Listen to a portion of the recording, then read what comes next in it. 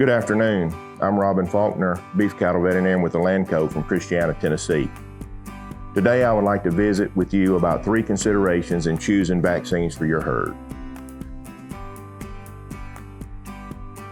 First and foremost, we want to protect the herd from diseases that might be present or introduced.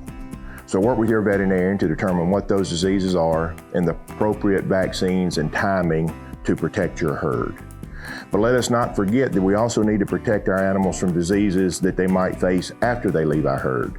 We have a moral responsibility to prepare our calves for the world they will face, because it's impossible for someone that purchases our calves and takes them to a stocker, backgrounder, or feedlot operation to vaccinate them after purchase and then for the calf to mount an appropriate immune response before the challenge actually comes. So when we're designing these programs, make sure that we're protecting our calves from what they will eventually face. Second, we want to use vaccines to increase performance. While we normally don't think about vaccines increasing performance, they can dramatically change the marketability of our animals.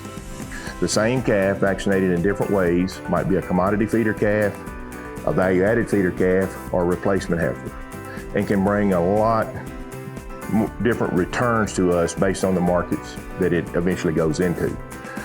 Also, our vaccines and our overall animal health program can give buyers an impression about the overall management of our herd, and can, if it's not appropriate, it might make them actually suspicious of the cattle and less likely to buy them. So let's make sure that we're vaccinating to increase the performance, especially in the marketability of our animals. Third is do no harm.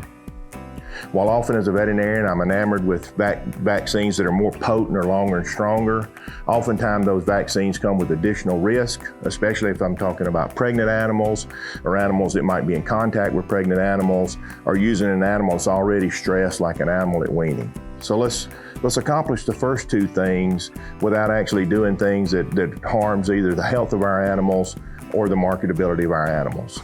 So I hope those 3 things give you something to think about as you work on your vaccine program.